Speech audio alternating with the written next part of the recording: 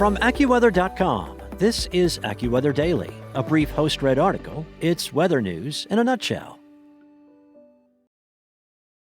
Tropical storm Dexter formed over the weekend a few hundred miles off the Carolina coast, and AccuWeather meteorologists are now warning that there are additional areas that may develop in the coming days and weeks, including some areas close to the U.S. Now, Dexter evolved from a low-pressure area along a stalled front just off the southern Atlantic coast. This was the same front that brought flash flooding to the mid-Atlantic on Thursday and parts of the southeast on Friday and into the weekend. Now, Dexter is several hundred miles northeast of Bermuda, and the islands avoided a direct hit from the tropical storm early this week.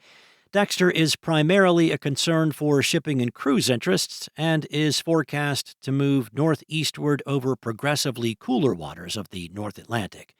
The storm should lose some tropical qualities later this week. AccuWeather lead hurricane expert Alex De Silva said, Dexter, along with developing easterly breezes around high pressure near the northeast states, will create locally rough surf and periodic strong rip currents along the Atlantic coast beaches this week from Florida to Massachusetts. Rough surf and choppy seas will also occur around Bermuda.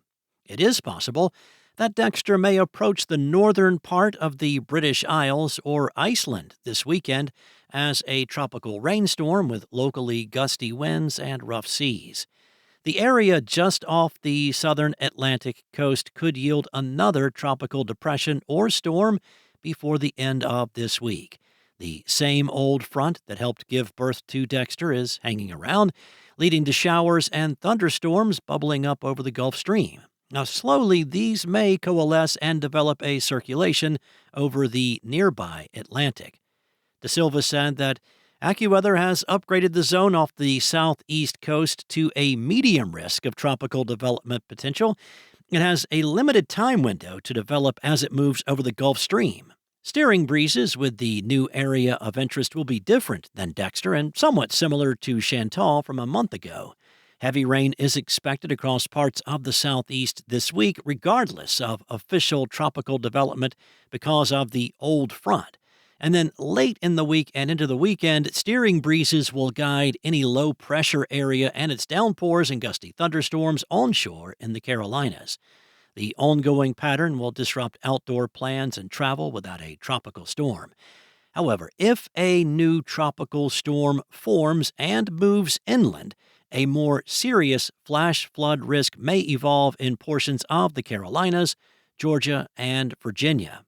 1,000 or more miles to the southwest, a tropical wave of low pressure that is traveling west-northwestward over the northern islands of the Caribbean this week will continue to move along. By early next week, this wave will enter the Gulf, where it could evolve into a tropical depression or storm and has now been reassigned a low development potential.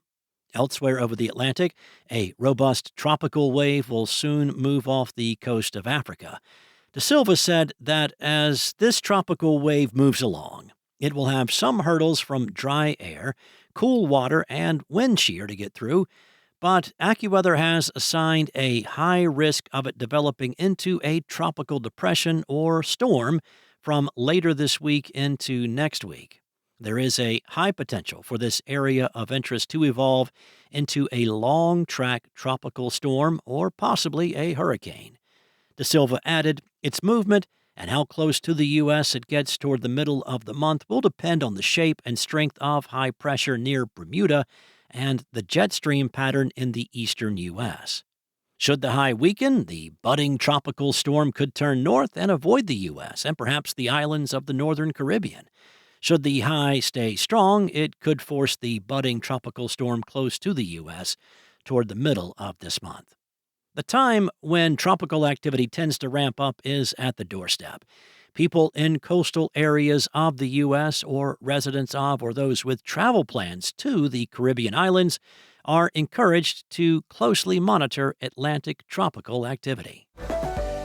People above a certain age may remember getting burned by a hot metal slide as a kid during the summer in the 70s or the 80s. Since then, for safety and economic reasons, bare metal has been replaced with plastic in most modern playgrounds, but plastic can still cause thermal burns.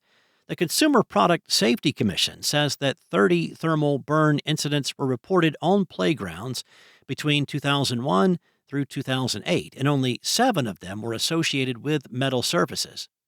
Using a forward-looking infrared thermal camera, AccuWeather tested a local playground and found temperatures as high as 164 degrees on a plastic slide on a late July day in Pennsylvania. Now, this is far above the temperature threshold of 122 degrees for a third-degree burn.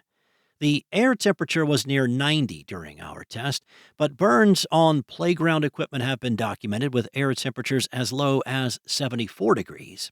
Other temperatures that we measured at the playground included mulch at 157 degrees, bare wood at 150, a black rubber swing at 145, asphalt at 144 degrees, and concrete at 124 degrees. The shade was key, cutting temperatures on most surfaces dramatically. The CPSC recommends avoiding uncoated metal at playgrounds, as well as darker plastic and rubber equipment in the sun, since darker colors absorb more of the sun's radiation. Asphalt and concrete can also get very hot and burn the feet of children or your pets. That's all for now. You can find more regional forecasts and science-based articles at AccuWeather.com. And for your local forecast at your fingertips, download the AccuWeather app. Enjoy the rest of your day. Be safe. I'll be back tomorrow with more from AccuWeather.